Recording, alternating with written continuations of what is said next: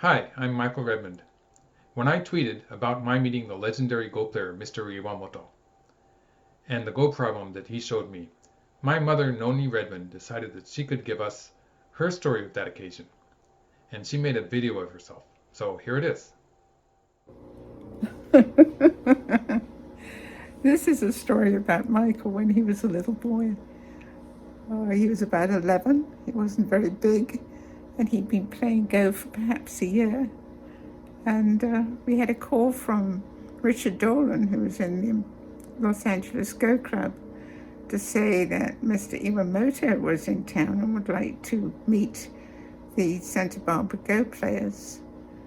And so Peter called around, and there was, I suppose, about 12 or 14 of them.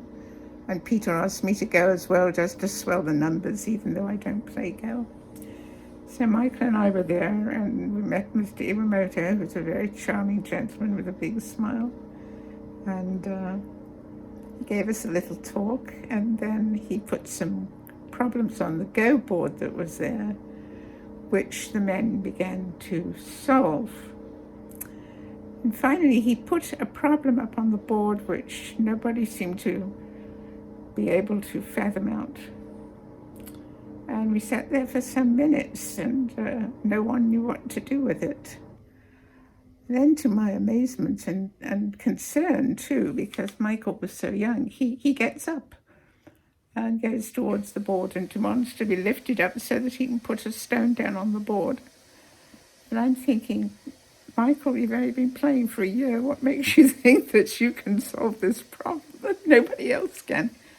But he thinks he can, so he is lifted up. Richard hoists him up, and he plonks down his stone, and Mr. Iwamoto goes, aha, like that. And I'm thinking, oh dear, this is my son, please be gentle. So Mr. Iwamoto plonks down the stone, and Michael's stone is taken. It's dead. And so Michael wants to be picked up again and put another stone down on the board, and so he does. And I'm having a fit, really. This is my youngest son. I'm very motherly about him, I suppose. Silly woman. Michael puts down his second stone, and that has the same fate. It's taken off the board, it's dead. And this goes on for a little while, and then all of a sudden, there's nowhere else to go. And Michael has solved the problem at 11 years old, after 1 year of playing Go. He's a hero. That's it. Okay, so this part is for those of you who want to have the answer to the Smeagol problem. So if you want to try to figure it out for yourself, now is the time to pause the video. So here we go. White's first move is to jump here.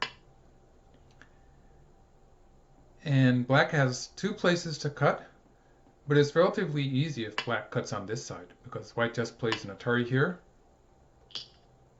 and makes two eyes. So that was a bit too easy.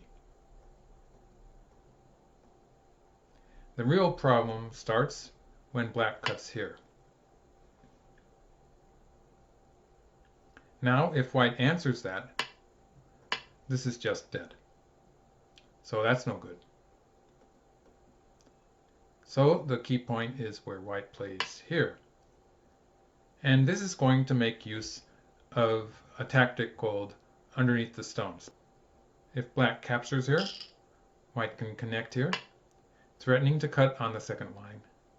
And this is, again, relatively easy for white to live. So black's strongest move is to push through on the second line. Now it begins to look a little bit like a ko, but actually it is not a ko. White cuts here.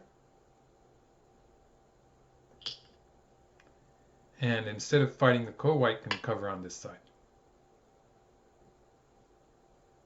Black captures 4 stones. And now white is threatening a cut on the second line. Let's mark the point where white is threatening to cut. White is threatening to cut here. So black will answer like this, and we get the final solution. So thank you for watching this video, and if you enjoyed, there's a subscription button up there. So hit my face and subscribe to my channel. And if you liked the video, hit the thumbs up too. Thank you.